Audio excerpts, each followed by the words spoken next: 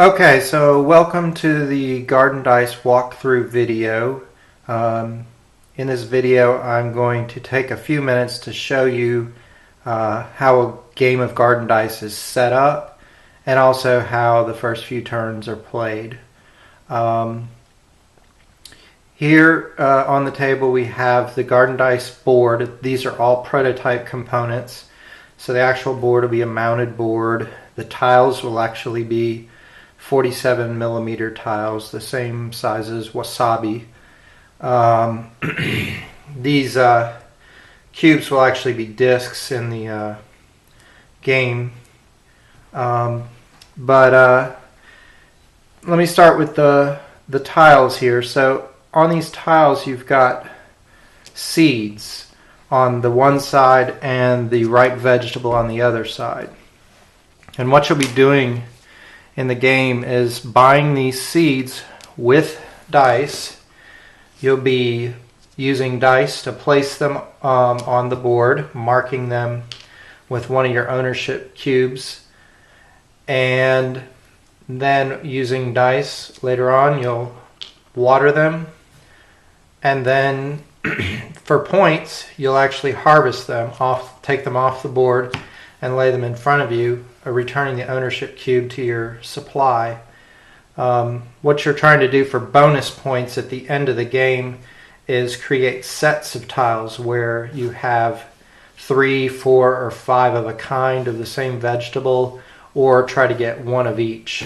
But in this case I would get 2 points for this carrot, move my scoring marker to the 2, and then throughout the game I might try to harvest either more carrots or get a set of one of each, but that's basically the game. So the board here is a 6x6 grid.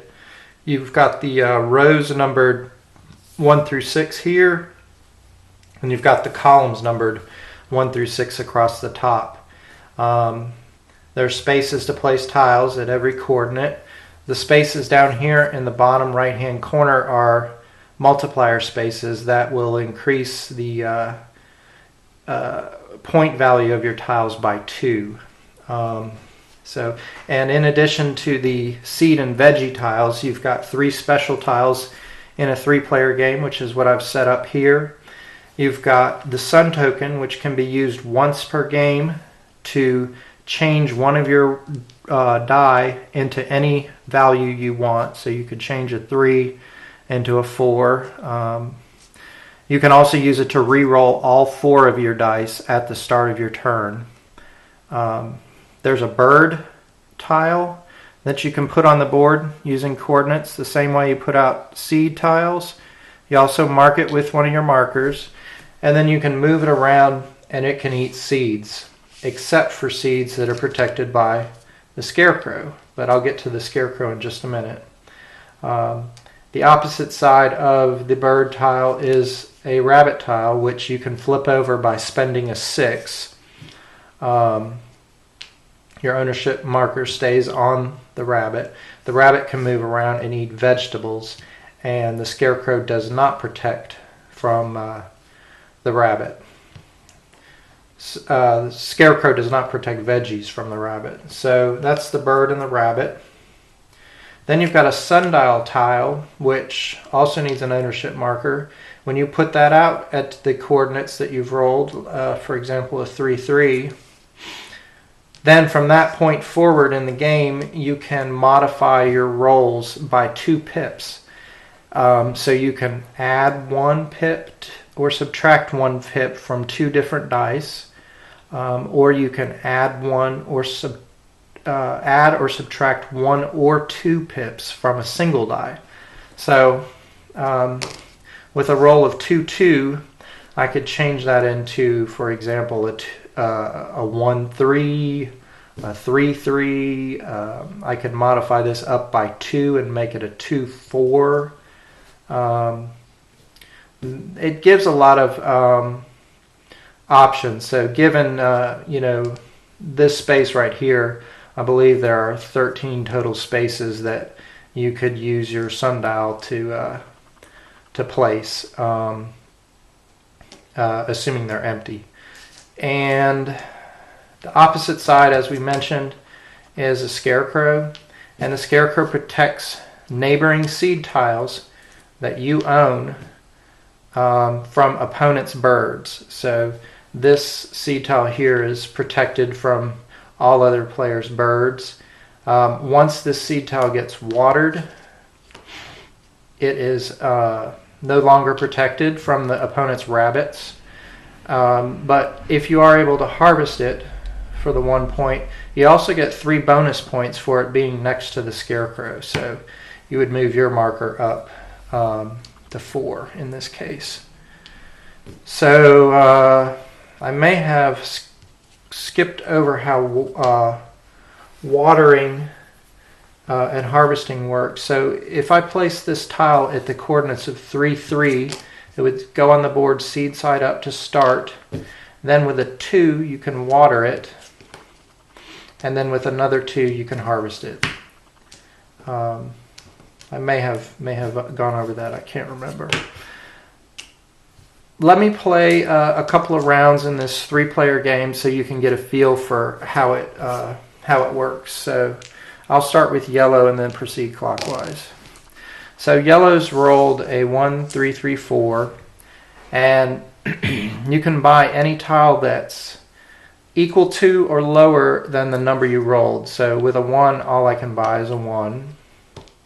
Now I could place this on the board now if I wanted to, for example, at 3, 3 or 3, 4. But I'm going to start the game by buying a few tiles. So I'll also buy a 2 with one of my 3s. I'll buy a 3 with the other 3. And I'll buy a 4 with the 4. So this kind of looks like I might be going for a set of all 5. So now we'll move on to the green player. The yellow players have used all their dice. So the yellow players rolled a 1, 1, 4, and 5. So what he or she's going to do is buy a couple of squashes with the 1s, place the ownership cubes on them, and then buy a 4 with the 4, that's an artichoke, and buy an eggplant with the 5. So in this case, this player is working towards a set of 3 squash, but also is working towards a set of 1 of each. This is the red player's roll. He got a 1, 2, 4, 5. So I'll do a little something different with this player. This player will go ahead and buy a 1, a squash with the 1, and then with the 5 he'll buy an eggplant. And then at 2, 4 he'll go ahead and put his sundial out. I'll put it at 2, 4. So right there. And he has to mark it with an ownership cube. You'll see how this works on the next turn. Red's next turn. So now, yellow has rolled a 1, 1, 2, 5. So he can get another 5 with the 5. Now he could start placing tiles on the board. But I believe I'm going to stock up on tiles. So I'll buy 2 more 1s, which leaves only 1 1 left. And then with the 2, I'll buy another carrot. So notice that yellow's got no ownership cubes left, so his only choice is going to be to start planting on the next turn. Green's turn. Green rolls a pair of 3s and a pair of 5s. So with that roll, what she could do is plant, for example, this squash at 5, 5, and then use the 3 and the 3 to water and harvest it. But the game has what's called a chaining mechanic, which allows you to water and harvest multiple vegetables at a time. I'll show you how that works in just a minute. So what this player wants to do is go ahead and plant an eggplant at 5-5 because that will get her 10 points if she harvests from there. And then at the 3-3, she's going to put down her sundial, putting a marker on it. She's not too worried about the squash. She's got 2. The next player, red, has rolled 3 2s and a 4. So he's got the sundial so he can start modifying rolls. So let's do that. He will make this a 2-3 and plant this there next to his sundial, and then he'll make this a 1-4 and put his squash right there. So this is a 1-4. I've modified this die to make it a 1, and this is a 2-2, and I've modified one of the 2s to make it a 3. Okay, so red's got 2 veggies on the board, and the rest of the players have stocked up a little bit. So back to yellow. Yellow has rolled a 1-3 and a 6-6. Yellow does not yet have a sundial on the board, and furthermore, he can't put one out because he doesn't have any more markers left. So what he could do is he might try the same strategy as green and go ahead and put a 5 down at 6-6. And then at 1-3, what he's going to do is he's going to plant next to red's eggplant and squash. So what this has done is set up a watering chain. And by watering chain, I mean that if red were to water this tile with a 5 or higher by turning it over, it's going to automatically water this lower numbered tile that sits next to it, even though it belongs to a different player. And then that tile will also chain to this lower numbered tile, a 1, which is red's tile. So with one die, red would end up watering 2 of his own tiles and 1 of his opponent's tiles. So yellow is kind of piggybacked onto red there. Works the same way with harvesting, except when this tile gets harvested, yellow gets the 4 points, but red would get a bonus of 1 point. So in this example, red would end up with 7 points, and yellow would get 4. Okay. Green has rolled a 1-1 and a 1-4. So what she wants to do is possibly, let's see,